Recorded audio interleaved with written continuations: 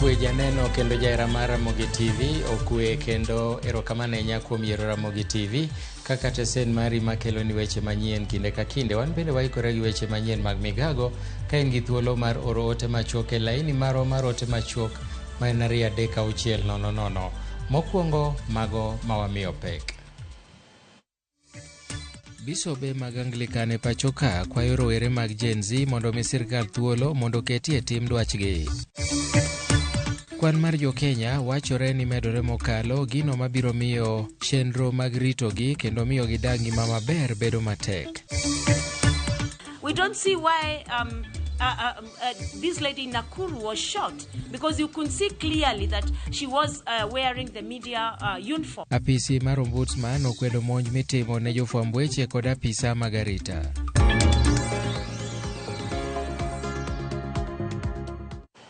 Machiegni nyinga Milton Ochieng Awuor.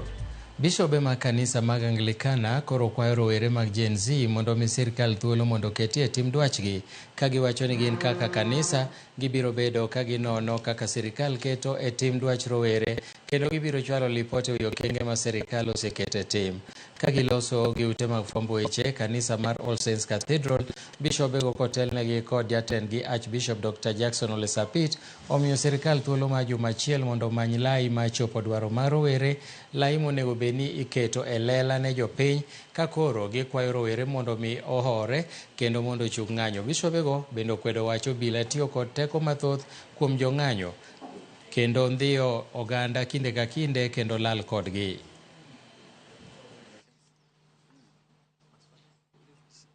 We appeal to protesters to suspend protest and give government time to attend to the raft of demands, some of which the President has begun to address, including firing most of his cabinet secretaries, signing of the IEBC Amendment Bill 2024 into law, and the resignation of the Inspector General of Police, among others. Rawere wa miyo sirkal wik achiel tenene kochopo juma manyien wadwaro ni gibi ginyiswa mpango ma gibiro losogo gik moko duto ma roweregi osekwayo mondo losi. Wik achiel momi sirkal mondo ne ni gigo duto otim kare. Bende wakwayo ni polise duto nyaka ging'e ni mokwongo gin nyithindwa, mokwongo gin owetewa, to gin nyiminewa. Kik gikaw oda mok owinjore ma tijgi en nego ji, tijgi en ahinyo jogo mawuotho maonge makosa motimo. Kaluwore kod chike matayo obila e pachoka, National Police Service Commission ogolo nyinge ji mowal e lemo mar bedo jalup ogai mar obila. Joma nowal gin ji 21 e lemo ma jalup ogai mar obila mochung' ne Kenya Police kod 13 mag Administration Police Service. Kuom kwan gi ji 4 mamanyo lemono e Kenya Police Service biro chopo mondo dar dhogi e mbele National Police Service Committee. Gin George Adera Seda mawuok e kaunti ma Homa Bay, Eliud Kipkoech Langat mawuok Uasin Gishu, Tom Mboya Odero mawuok Homa Bay kod Dr. Vincent Kinas Makoha mawuok Bungoma. Ne lemo mar Administration Police, jogo machopo e mbele komiti no gin Gilbert Masengeli mar Bungoma, Margaret Nyambura mar Kirinyaga, James Mukuha Kamau mar Kiambu kod Dr. Masud Mwinyi mar Kwale. Jopiny kwayo mondo chwal nonro moramora ma gin godo ewi joma gineno ni ok owinjore gi lemo no ka gioro ne Jakom Commission mar National Police Service.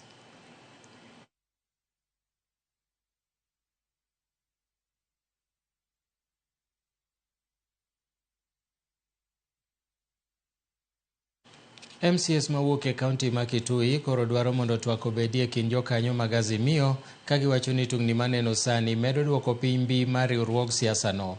Kane giloso ka e kaunti ma Mombasa, MCS go noseyo duond bura mar ODM kuom tulo manoneno jumani e boma ma Nairobi kendo koro gikwayo jotelo mawuok e duond buche maloso Azimio mondo bed gi twak mondo tiek ywaruok mosebede Azimio. Gilero bende ni gik matimore ket gi duond buche maketo sirkal tesre bedo manyap. Gikwayo bende jatend piny mondo mi orang malong'o dwach jo-Gen Z.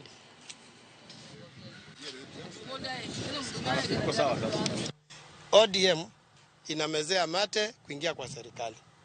na hiyo ndio tu the only thing wamefanya, kutuma wale vijana wakuje kufuruga mkutano. Lakini msimamo wa Azimio, msimamo wa wanawaipa, msimamo wa Excellency Dr. Stephen Kalonzo wa Musyoka ni moja. Hatutaki kitu inaitwa dialogue. Tunaambia Kalonzo maneno ikizidi kuziba kuendelea hivyo, ile kitu ya maana ni kutoka kwa hiyo muungano na kusimama yeye mwenyewe. Akuwe na msimamo na asijaribu kuongopeshwa na mtu ya kwamba lazima ukuwe na Raila ndio uweze kuzikika na Wakenya. Tuwezi anza mazungumzo ambayo tayari yale ambayo yalikuwa yamefanyika bado hayajatekelezwa. Kwa hivyo hiyo ni kuonyesha kwamba hii ni mchezo wa paka na panya. Azimio hilo muungano inaendelea kuvunjika na nyinyi ndio mtapoteza, manake Kenya Kwanza wao wako imara. Kwa hivyo mimi naona, mimi ni wasii, pale pana shida, kaeni chini, mzungumze, murekebishe, na nimesikia hata wewe Raila unaweza kuomba msamaha kwa vile viliendelea katika hiyo nyumba ya Odinga. Apisi mar ombudsman okwedo monj kod sand ne jofwambo mosebedo ka nenore kinde mokalo. Jakom mar ombudsman Florence Kajuju mane loso e kaunti ma Meru e kinde manodhi e apisi mar ombudsman e kaunti no ma Meru olero ni en gimoro malit ka jofwambo imonjo gobila kinde ka kinde magitimo tijegi. Olero bende ni tima kamano en ataro machike mapachoka. Ne osir ote mare gi maneja maduol matayo weche mag fwambo Media Council of Kenya bade mama sawa ma ugwe ma Kenya Jackson Karanja.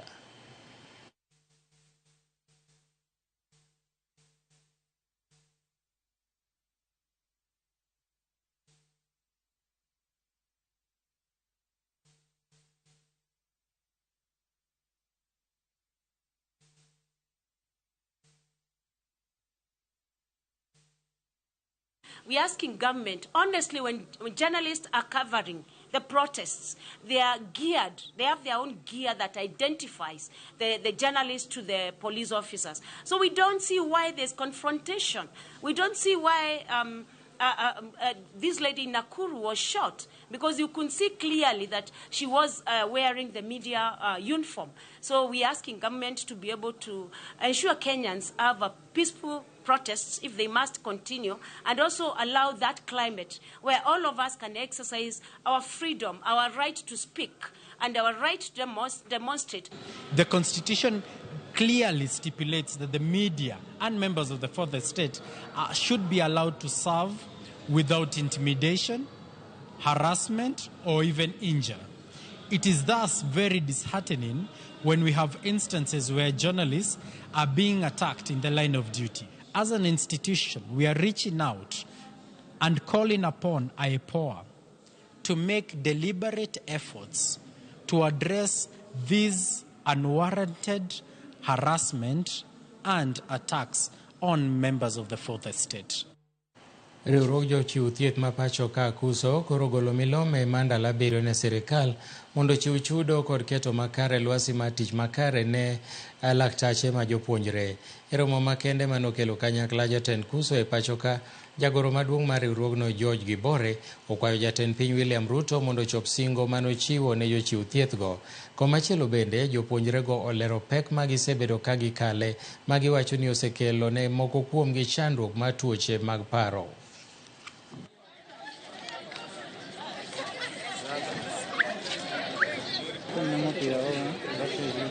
He promised that the money for intern is now available. Why is it that the ministry has not posted them up to date?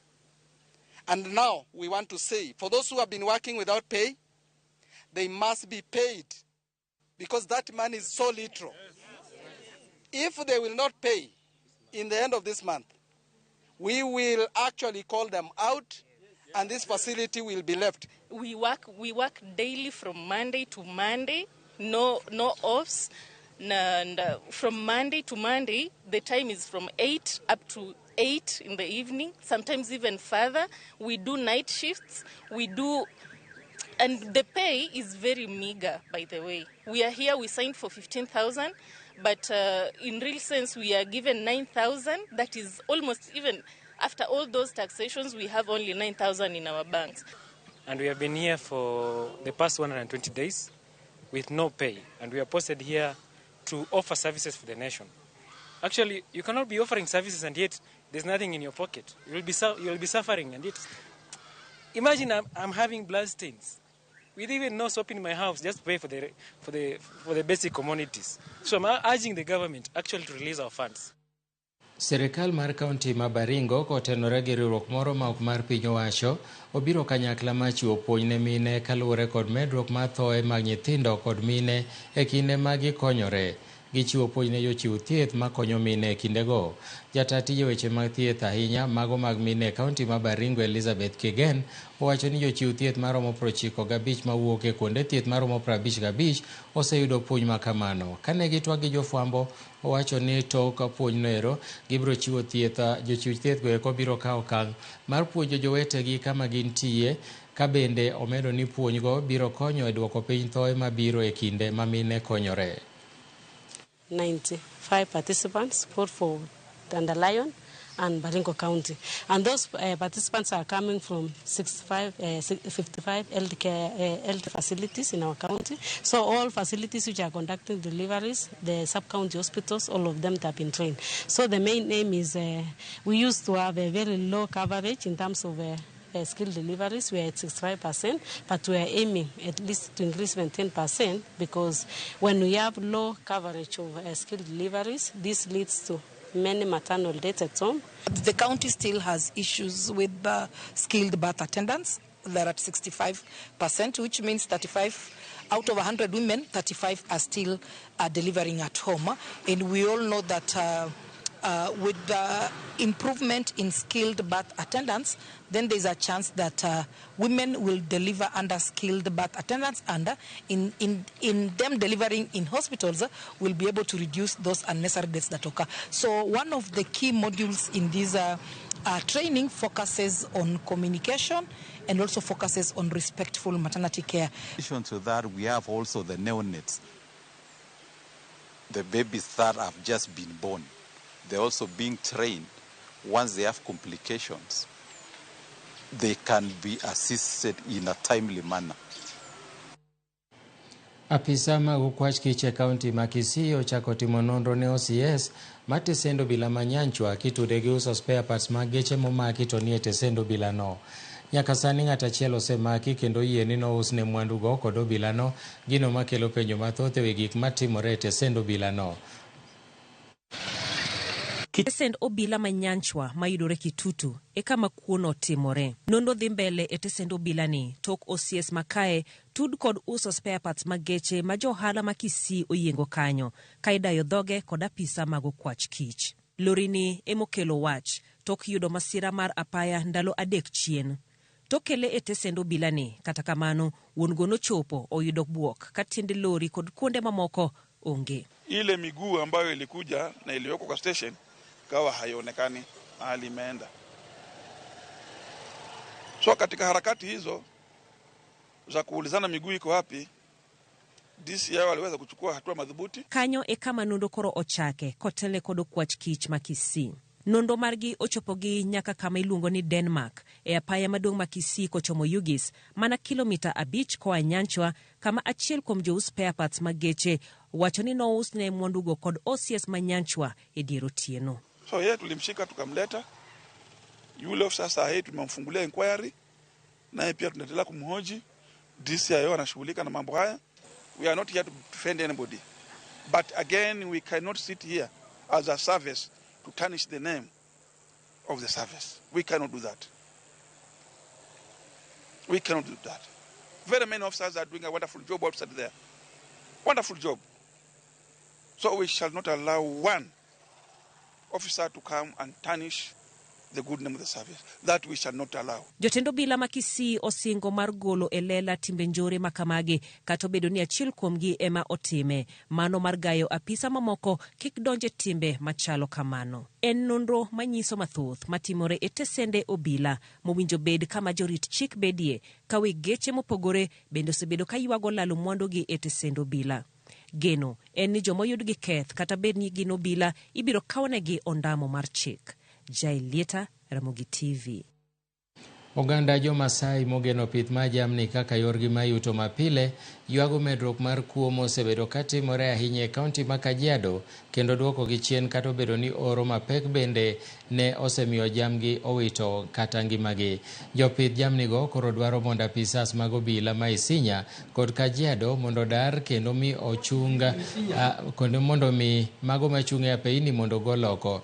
Jodakgo manowang'o nyamburko michich goro nosebedo kitiyo godo e kwalo jamni wacho ni gie sani gin ema gibiro bedo ka gichiwo arita e apaya Namanga nyaka Nairobi kaka okang' makare mar chiwo arita ne jamgi. Gimedo lero ni obila makono tich osetamo ka kuom higni 4 mokalo dhok 500 gi diek 2,000 osekwal. These have never been recovered.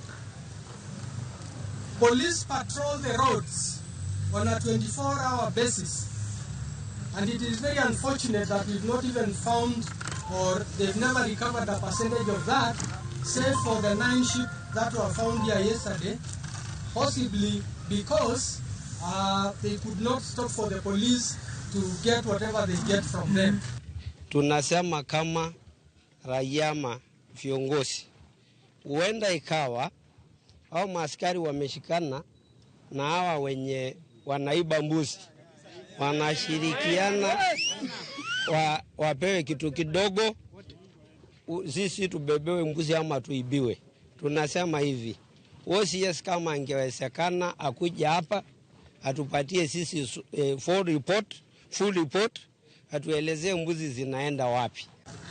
Tuendelee kuongea kama viongozi, na nikaongea na county commissioner, tulikuwa na yeye, lakini tumeelezwa sababu tulikuwa pale Kitengela, tumeelezwa tuamue nani anakuja Isinya, tusikuje sisi wawili. Sasa nikasemekana sababu mko station, mkuje niongee na nyinyi. MCS ma county ma Bungoma ojiwo bad migao mar pur ma county no mondo neni dongruoge pur okonyo jopur manie gwengego. Kanolose apis bad migao mar pur e county no e chaka yanga ma dongruok mochan mar konyo jopur miyogi hola mabiro konyogi e riwruoge mopogore opogore magitimo.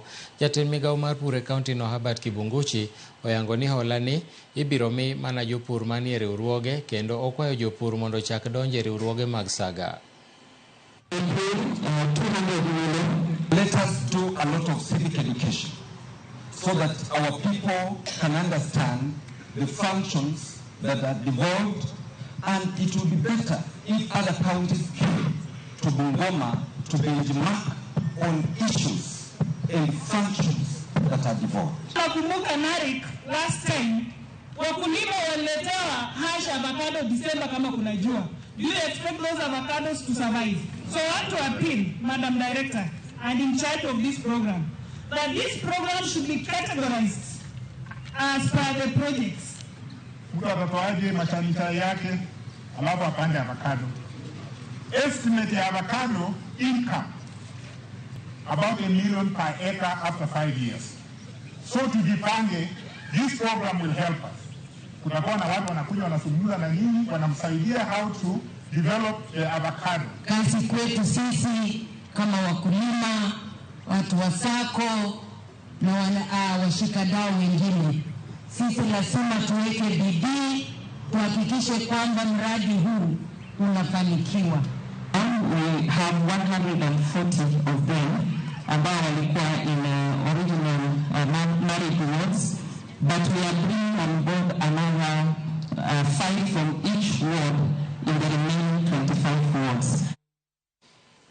En mor maranu medo neno weche manyien kowuok e Ramogi TV. Wakaw yweyo mokwongo to kapok wadhi e yweyo aneno ote achiel ka ma iluongo ni jakwath Nyabola ka nitiere Feri Mbita wacho ne gineno maler gin kod Ogodo Sodo kod Douglas ka gintiere e Mbita Feri. Nyako Ramogi bang' thuolo machuok aduogo gi mathoth. Kik idhi mabor.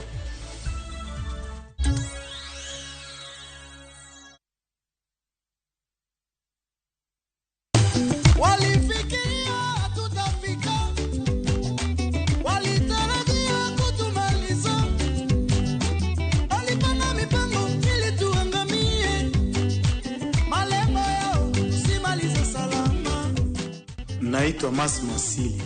Ukitaka kupata skiza tune ya Ebeneza kwenye simu yako, bonyeza *811*277# Kumbuka, Skiza na Citizen ni nyumbani kwa wasanii wote. Introducing the Viusasa Data Pass Bundle. New way to enjoy your favorite shows on viusasa.com. For just 20 bob a day, dial *544*25# to get 200 MBs of Safaricom data, granting you unlimited access to shows like Becky, Mwendo wa Thapki, Kundali Bagya, Mapishi Time, blockbuster movies, and more. No registration, no subscription. It's a straightforward pass for uninterrupted entertainment. Watch all day with the Viusasa Data Pass. Kidliegno achiel maber nigi achiel marach. Kititelo mane magidwaro nyiso generations mabiro. Sama winjo ke ineno kiyanyo wadu mbui kikiringi donje. Kenya waber kabisa e pepa. Pinje moko kawa blueprint. Wanto wandiko kakanyo to wakete shell. Joma ne nigi lony kano chako timo gini kendo. Classification meeting moga. Oyo. Kose yier jotelo. We must allow them to work. Kiwe siasa tenge migo okocha. Ber mar ng'ato. Papi e lach. Ka papi e tekni. To loki e patan. Janyao. Onge mbala. Kama iro dhuolore, mach nyaka bedie. To mantiere ka IBC okadho ka loc commissioners. Kaka wanene, wuok tich ka wuok tich, chakre saa 2 okinyi, kik bai.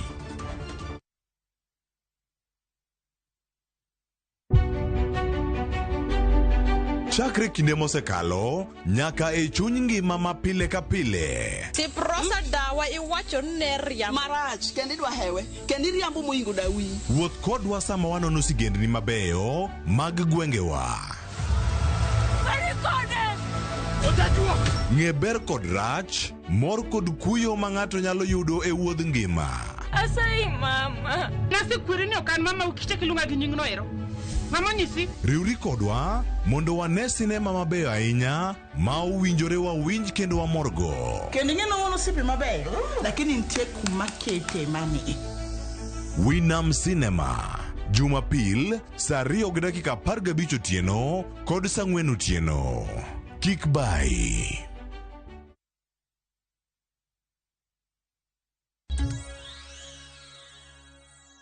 Kendo jokanyo e sekta mar ohala mar wuoth obwogo mar bago ng'anyo kadipo ni piny owacho kogolo oko osuru manomed e mo mag nyamburko mong'ere kaka fuel levy. E romo mane gibago kod jofwambo, jokanyo gogolo okenge 5 magidwaro ni piny owacho mondo otim kamoting'o nono meto mar osuru mar fuel levy, lokruok e sekta mar wuoth, chako okenge mar tieko mibadhi e sekta mar wuoth kod keto lokruok e duol mochung'ne arita e pacho ka NTSA. Gimiyo piny owacho odiechienge 7 mar winjo ywakgi kendo gibuogo mar bago ng'anyo ka piny owacho ok owinjo ywakgi. Sirikal okelo kiling'ling' e weche mag mafuta kogole kuom Sh18 kodhi nyaka Sh25. Mwawacho ni mae ok en gimoro man kare, nikech sama niluongo jokanyo mondo jokanyo odhi owuo, wan ne ok oluongwa. Koro gimomiyo iketo gigi to wan ok okawo pachwa, ok en gino mwadhi yie. Omiyo koro wachiwo ndalo 7 mondo mi sirikal owinjwa kendo ogole oko. Kosegole oko to kanyo wanyawuoyo, to kapok ogole oko to wawacho ni koro wan wabiro magolo kokwa.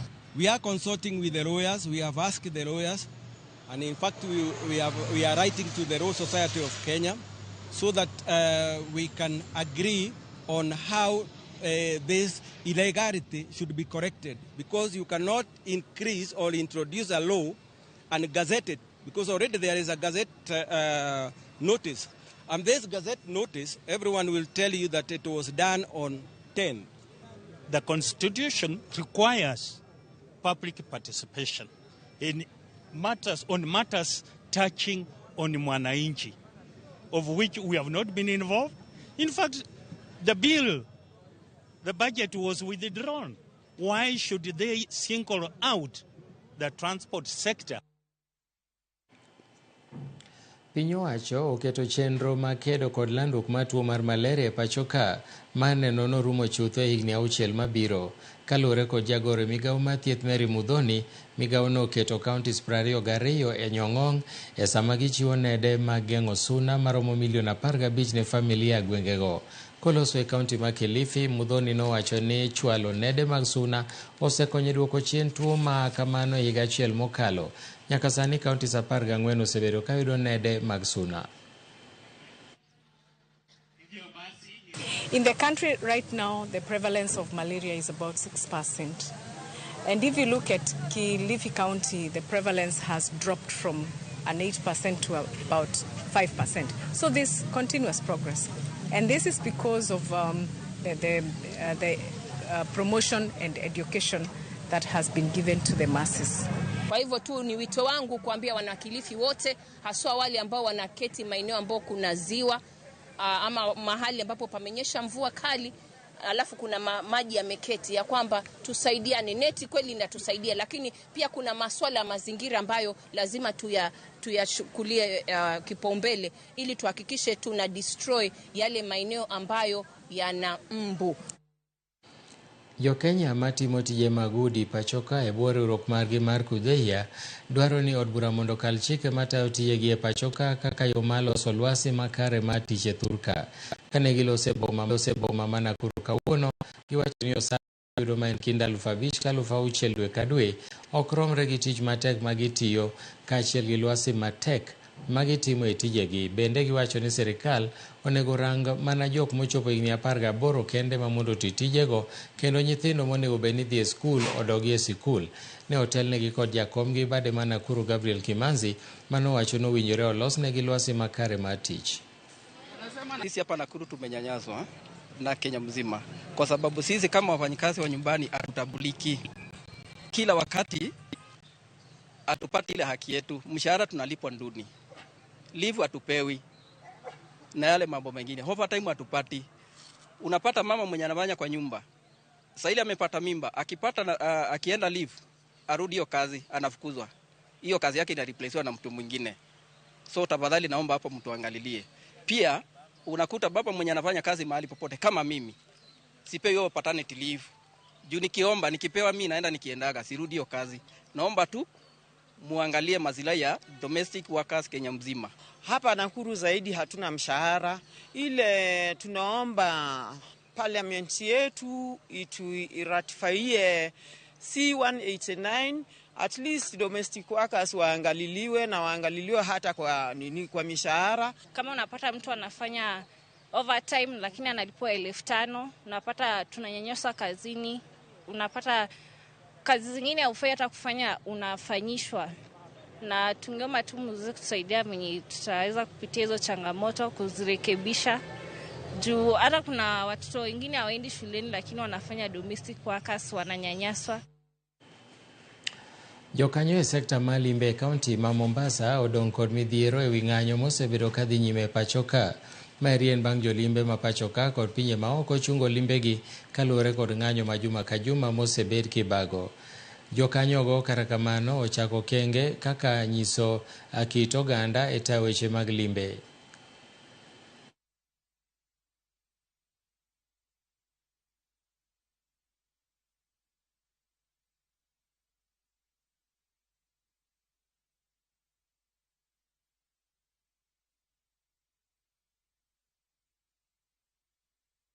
Mambo kidogo hayajaenda vizuri vile, kwa sababu mnavyojua ni kwamba kumekuwa na msuko wa hizi fujo, lakini kwa sasa naona kidogo mambo yanaanza kurudi sawa, kwa sababu mnavyojua ni kwamba kumekuwa na panda shika za hapa na pale na maandamano, lakini sasa naona kidogo mambo yamerudi kwa sawa. Nasimamia upande ya utalii hapa Mombasa, lakini sasa wakati huu tulikuwa tunategemea mambo ya high season, but wakati ya maandamano hii ambayo imeingia Kenya, sasa ikawa upande ya tourism imekuwa upande wa chini sana. So tulikuwa tunaomba hata serikali kidogo at least mambo ya maandamano waweke upande wa chini, kwa sababu upande yetu tunaona hata vile tuko hapa naona hakuna wageni, kwa sababu kuna watu wengi hawapendi mambo ya maandamano. Kwa uchumi umeenda chini, hata sisi tumejaribu twende chini kidogo ili tupate wageni wengi ili tuweze kupata kitu at least. Summer season, it's now peak season, so ingekuwa mzuri kidogo government afanye kitu. Sisi tunajaribu pande yetu, tunajaribu kuorganize events, entertainment ya watu wanaweza kuja kuenjoy.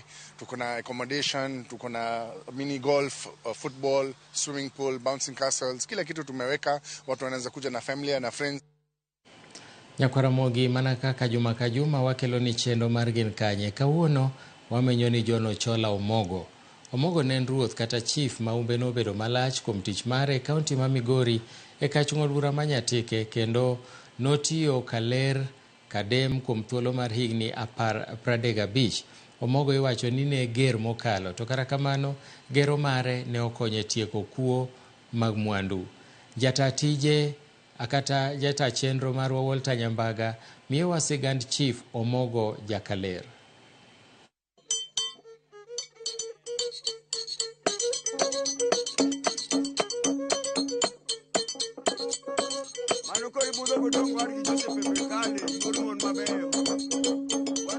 Ne en chief ma omelach mokalo, kendo kane winjo ka chief Omogo kalo, to ne nyaka chuni mondo idikri kata ing'ang'uti mondo in bende ba wang'ine ruoth majasing'are to kech kapino. E gweng' mochuna Kaler moyudore kaunti ma Migori e Nyatike, wamomo piny Kamwanda nyaka Kiasa, kendo chief Omogo oromono mar tayowa e gode mag Kiasa ka wachomo dala. Wedorwa kendo mbaka chakore kaka ne ochako sombe e higa mar 1977 kendo chope sekondar ma Kodero Bara. Kata kamano ne oyiero sombe weche mag loko lwataro e yo machuok pur e college ma Sembo Kokise. Adhi primary Kangonditi Primary School emasome nyaka class 7. Kangonditi wuok e higa mar 1977, koro 1978 tachako secondary mara Kodero Bara. Kawuok e secondary tadhi atimo college mar agriculture, nasomo Kokise. Omewa kaka ne ochako lai mare mar tich. To higa mar 82 ondika gi NCCK, National Christian Churches of Kenya, to tera Laikipia. Koro Laikipia kuno matiye kapoda kijana, kapuonjo gi weche mag agriculture. Kaka japuonj. Katodoko ne Omogo ne japuonj e weche mag pur kamano, nogilo muya moro mar thuolo mar bedo chief, kendo nong'wano piende mare mar duogo temo hape. Higa mar 1992. Kura duogo mondo adwar tich mar rito thurwa ka. Sirkal ondika mabed assistant chief higa mar 1992. Bedo ruoth nyaka dwar bedo kod kendo maka jopiny ochopo to nyaka gidolo kumbo. Chief ne koro nyaka nyombi. Kayudo kase kendo an gi dhako gi nyithindo. Sama ne indika tich ma bedo assistant chief nan gi higa 30. Jahigni 30 dwa rito jodongo man higni 60 gini, ka ne chalo nade? Jothurwa norwaka gi ikano makoro ategna tege tich. Ting' mage mane koro en godo kaka chief? Cases madonjo pogore odiochieng' kodiochieng' ma ok dawach kata nitie kuma desome. En wisdom ma Nyasaye manyalo miyi mondo ikal kodgi, nikech gidonjo gik mopogore opogore to pile pile. Okoni seche moko buche moko ne mwome ma jomoko tem dhi kadi Onyatike kata Kadisi ma Migori. Nyalo yudo kiyalo jomoko ma ok oridhi kanine yalo gi kare. Koro gichak gidhi mbele. But kata gidhi mbele to e system mar administration ka pod nyaka dwari ng'ama ne giweyo kani mondo ibi dhi continue ng'ama ne timore. Wachore ne en kod teku mar simba. Koro ka obedo ruoth to Nyasaye be lwete ni bedo ni ruothano. Tibedo mana goteku winjo mana ka jopiny oluor kata ok go ji to jopiny oluori aluora. Odiochieng' moro nyaka yudre mang chief no chwadi ng'ato. Kaluwore gi kuma koso gik go. Mago bende achiel kuom gik miriego piny. Piny ok le beda ma ok ng'ato chwadie. Chief Omogo kono wane ywak mathoth mayalo tek gin mago mag lope. Miyudo ka ahinya weche mag lo gin very sensitive. Makata kumoro miyudo kilaro matin, iyudo ka ji koro kele lweny mang'eny mopogore kata kaka nonego bedi. Samoro iyudo ka ng'ato dich ma en mo odwaro jang'ama dwa ng'iewo ne lo mondo logo site kata oter nyathini skul kata odhi onyombi kata orit go liel moro nomake. Ka oseluongo ruoth modhi mobedo negi masaidi ma gisendiko gini, ka site cha serumo wang'e neno, ochako chikore ni wach ni ne ok ong'e maber. Mogo wacho ni ne otoga dak magamuna e Bwaura. Gima otimore maber thurwa ka ni kong'o nok ng'eny. Koro ibiro yudo ka ji mang'eny mane support kidhi toyo kamano. To jayudo kiduogo ng'iew ni kata chai center ni Chief Kanito ne timo maber kabisa. Koro supporters mag kong'o tin thurwa ka. Bende nyalo paro chieng' moro mane dhi nyono nyapuga moro bende Bwaura. Degni to watoyo mang'eny, ok dakwiri ni ok watogi. Nikech ne waneno ka ingawa ni sheria ok dware to nyithindo bende ne gikethe kor gweng'. Challenge mane mabedo ga e kinde ma seche moko ruoth bende e seche moko kata odhi otoya muna to embe seche moko pelele ni obilo. Bende nitiere cases moko mane biro ni ya jaduong' gweng' ma bende tiye boi jamuna. To oseyudore ni nitiere jachweko moro ma tie area ne to pando. Mago nitiere ma samoro yudo ka idikelo ni wach ni iwacho ni kong'o chwakore to jaduong' gweng' ni mang'anye ma kong'o chwako dalane. Koro mago be cases mano oseyudowa. Koro either waluonge mondo oyier achiel modwa timo kodwa chwako kong'o we tich kata owe kong'o koro bed jaduong' gweng'. Okono ni ne en kod yudhe makane omako ng'ato gi del to boka olore kuome ka kodh nyidho. Wuoyi ma badi yodok oko go ne an go. Kendo gikonya tich maber ahinya. Ahinya kaka karwa ka. Obudho ka polis mana ne nyatike. Nwaonge gi polis ka. Koro kata ng'ato no timne obedo gi kes moro to dhi nyatike. To polise go chako ndiko ne barua ni tene chief odhi omake okele. Ng'ama chief dwa mako ni to jamaundu sawa sawa. Koro nyaka ang' ni bed mana ge wuoyi ma badi yodok oko ge konyi make kitere ka polis. Ne en tudruok na administration nikech ne wan gi shida kabisa. Koro kaka nwa nyalo yudo konyruok mar polis. Koro mano omiyo nwa kwayo mondo mi nwa yud station achuna. Bende oparo kaka kuo mag wang' teko mag oledhi to kod mago mag mayo ji e yor njwaria ne opong'o Kaler e gino mane ochune mondo los sungu mar rakore kod timbe marichogo. Nok en kuo mar dhok kende. Kaler ka kata mana maundu mar mecho ma chieng' mi ma ige odi ni in gi pesa. Ne ni mala ahinya. Juma mokalo nyocha go mbaka gi senia Chief Ogutu Malala. To kona ni chief ng'ene karu kanya puonje 1959 apuonjo kanga. To japuonj nok nya ninde sikuli puonjo ka giko dhiambo ti gwendiki dok dala nikech kinindo kanyang no goira meki ma kilaro misara mi chamo matin ma siling 200. Koro no giko dhi malo ma gine mane gitawala. Kani winjo kaka Mungiki ne tiyo Kikuyu. Ne nyalo jo ohala ne nyalo sagi for protection mondo ibed gi kwe. Ne nyalo dhi miyo gimo matin mondo ibed gi kwe. Koro jopiny no bedo moyiero community policy mane dwa rito kwe e Kaler. Kane giseyiero jogi giyiero jatendgi ne jaduong' moro iluongo na Golo Seno nomiye nying mar president ma Iraq mane kecha ahinya. Koro Sen ni be nochako mi youth machielo be mane dwa konyo tich manotelo ne vijana mane rito piny. Iluongo Ben monomiye nying ne Jatonje. Koro Sen gima Jatonje kana asewe tich e lwetgi to koro ne giria piny maber.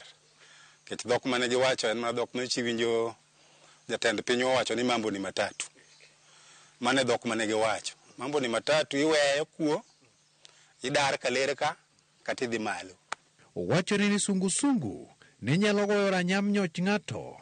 Asasa gino momiyo nyaka ni jodongo bed machiegni mar gayogi.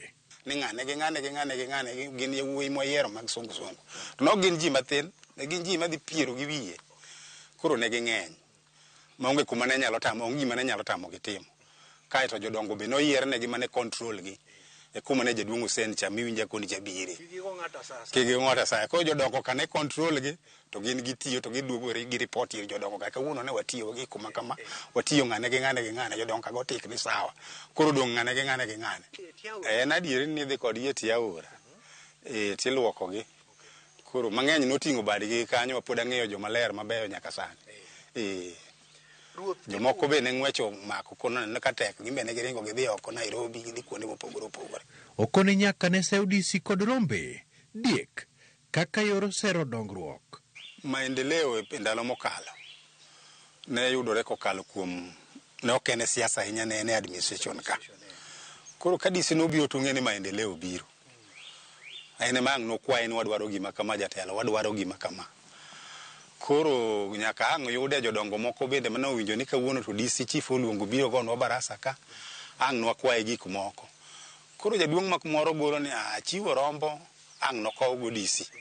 An be achiwo moro ang' noyang' DC ocham ka wan ka. Koro jopiny ne jitole mana kamano. Omiyowa kaka gedo mar Kangonditi Secondary nobiro. Ahinya sama chako tich ne wan gi rem mar somo. Nikech jothurwa lwetgi ne chuok mane ok nyal tero nyithinde boarding. Koyudo ka nyithi kaler mag thin mane dhi somo oko. Koro paro nochanda ni ere kaka wanyalo yudo secondary school. Nikech kachako tich ne waonge gi secondary school moro amora kaler ka. Koro nomiya gomba ka gi jopiny ere kaka wadwa yudo secondary. To na mobilize gi magiyie ma wa amua gi kauli achiel ni wachako gi Kangonditi Secondary School ma higa mar 2009. Ndalo cha CDF ne onge, jopiny ne gedo kendgi. Koro ma nochuna mondo a mobilize kaler te mwago kodgi mbaka mwayiere ni wagedo. Ne wago poro to gibiro wasombo Kidi to watero kacha jite e secondary kacha. Wachak wawinjore ni jaduong' gweng' ka jaduong' gweng' go matafare e gweng'e gi joge to gisombo matafare go gikelo Kangonditi kacha. Mano ne timore mayot maonge achuna nikech ne wakungo mobilize ji ma ji oneno ber mar somo ma wapimo ot kanyo classrooms 4 go fees mwachako gero gi pesa mag jopiny ka jopiny emojitolea. Ne DC obalo kode weche magero sikunno ma Kangonditi. Achien sirikal ne opodho sikunno tok gedo mare. Chieng' moro achiel apoka DC tua, ndalo cha DC ne ya Migori. Koro neno development projects to poko orwako. Wambe na aparo ni mano gima ber ma kodhi oneno kanyo kachako nonyalo more. Koro kodhi kanyo yudo ni achako secondary school to pod ni e primary. Nobedo lweny momiya juma achiel mondo alor sikunno mara moja. But gi chuny gi sida mananeno ka jothurwa nego nakoni amato kata ema wene tich to kangane to kalor. Koro narenda ni DC ni magedo wachabo dhi nyime mogik modaro nyithinde primary mwakele secondary. Ma sirkal opodho skundno ma koro tinde en skul maduong'. Gisani chief en japith mar rech to kod kothe mamoko mopuro kod tinganeni. Kit chiemo mahero nikech akoni na japur. Ng'eny gik chiemba ayudo mane lopa ka. Apuro alot, apuro nyanya, apuro rech, an gi pidho gwen. Chak bi winjo kaka nalo chako nyiedho jadie ka nyiedho sadiala nyiedho sani. Kura chima winjo kadhi maber. Midhiro moseche moko kale ka pi ng'eny en kaka kinde moro pi obedo mang'eny, opong'o, muomo. Yudo ka rech nigo nodhi. Koro mage midhiero masebet godo. Diel man tung maboyo gi mage diek manya Kisungu mag chak ing'we dairy milk. Gito nya chako pith gi machiegni. Okone jodak makaleto pod ne kod kwayo mathoth. Kata obedo ni en owuon to ne osedhi rutaya. Piny pod dwaro gik machalo pi. Kata mana skunde go pod nitie mwachako manyien kata mana primary schools moko pod nyalo dwarore kuonde moko. Min ode Mama Flora Ochola leronwa kaka welo ne chopo to kod ting' mane en godo owuon. Ting' mane an go ne en ting' ma ok oyot ahinya, ne bedo ka tek. Nikech jomoko nobiro samoro gisegore ma gitimo nyaka remo. Tini ma ikawo patiki mar miye pi, samoro iluoke, timiye chiemo mimanye kama oninde kapodi warito ruoth. Samoro nyalo kata telo otieno ka ruoth pok obiro, chuno ni in ma nigi jukumu mar miye kaka onyalo bet. Kae mar ariyo bedo gi tich matek nikech to nyaka ioye ka kikone kaka koro wachno nyalo bedo mayot. nikech onyalo biro kamirembe ni malo to dwa yudo konyruok gi sano. Mama Flora wacho ni chief en wuoro ma chunye ler mohero familia ne. Kodonjo dala koro en wuoro. Kata koro nokech kuru to kodonjo ka to koro nyaka we wach cha mochako donje kuom nyithinde. Nikech kobiro gi crown cha nyithindo biro luor. Omogo wacho ni kata osedhiero taya kamano, wenge to pod neno kondo mar simba kuome. Nyakwa Ramogi, erokamano kuom bedo koda chakruok nyaka giko. Ageno ni in bende kore gombo bedo ruoth bang' yudo puonjruok moa kuom chief. Jata chenro mari kuom thulni duto ne en Walter Nyambaga, Wood Koweru, thon ka ji dhi kendo ka ji duogo. Oriti masani.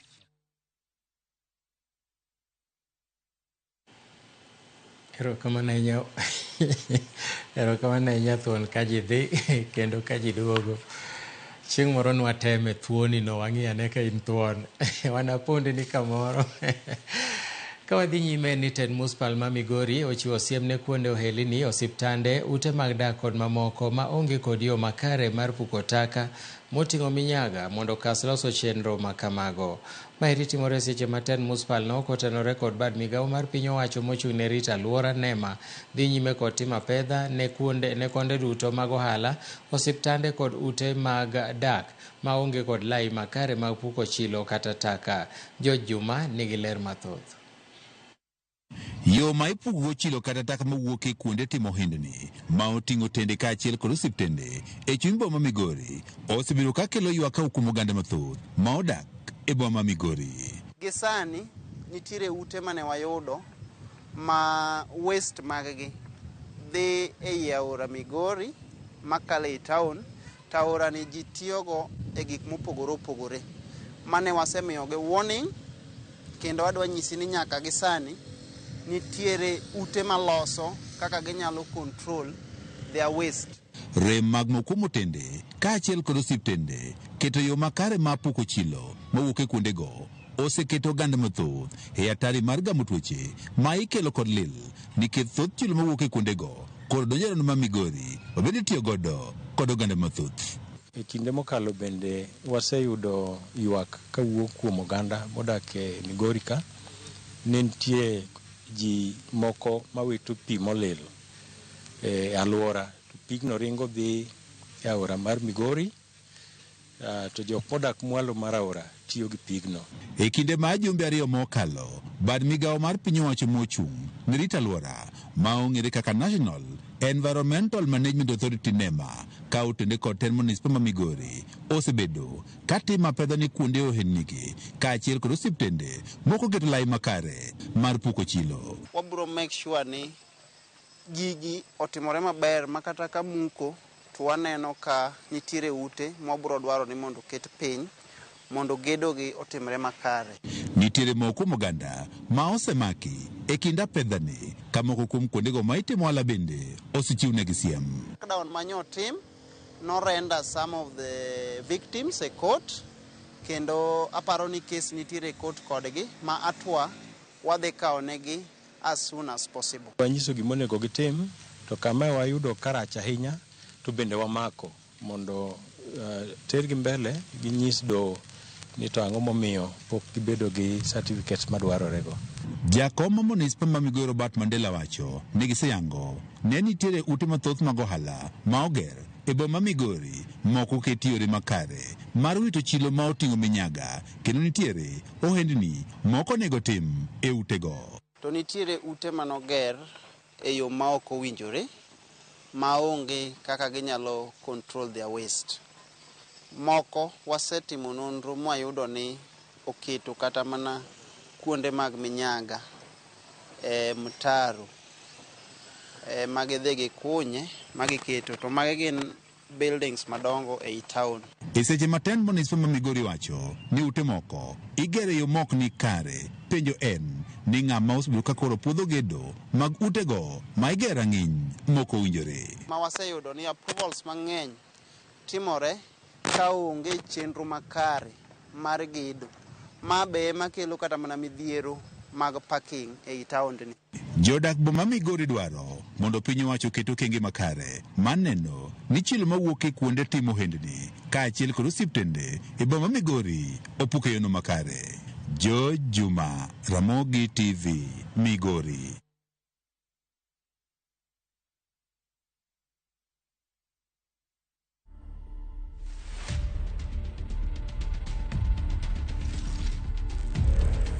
At some point, I lost my path by myself, thinking that I can do everything by my own strength. And naturally, when you do that, then you're driven by your sinful self.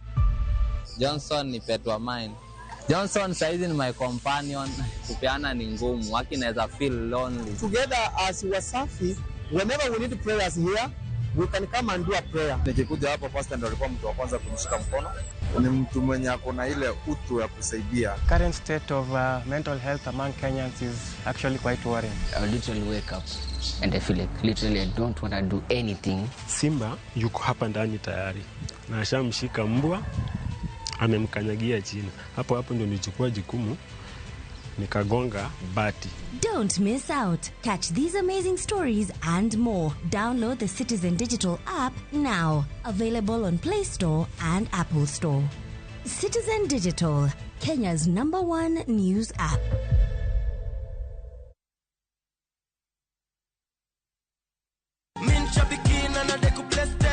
Jackpot ilikuwa ni timu 15 na Mungu akasaidia nikapata 13. Hii pesa ambaye nimeshida nitaklia madeni zangu na still niongeze stock kidogo. Shabeki imenisort. Bonuses nazo ni no. Kuanzia 12, 13 and 14 correct predictions. Unacheza na 99 bob tu. Chukua simu yako, ingia www.shabiki.com. Fungua jackpots, click on super jackpots. Chambua game zako safi, review bit slip yako, ukiona iko sawa, place bet. Alafu sasa unategea games zichezwe. Shabiki super jackpot, ni time yako. Mina dai wote twende hivi to bet. Not for persons under the age of 18. Shabiki.com is authorized and regulated by BCLB license number 587. Bed kodwa e wuodhni ka wanono kit timbe mag anyuolawa. Oyundi no neni en winyo mayot. Sama no dhi chiemo, ng'ama ok ohero tich matek. Koro nyako ringi kodhi chiemo. Ema nomiyo chake kamano. Gin kido mamiyo wabedo kaka joluo, sigendni mopogore opogore mag dhoudi mag luo. Chiro ma kiti pando chira. Gini dwa chako ndeti mos. Okelo ni ahonda. Dil majony. Luweche mag luo mopogore opogore. Moro ka moro kuomgi nigi ranyisi mopogore opogore. Wuon magolo ng'ani ka wuongi watere wadhi gone dala. Koro telo gile to gi gweno. 111 Luchenro ni ngeso ka ngeso saa 1:45 otieno e Ramogi TV.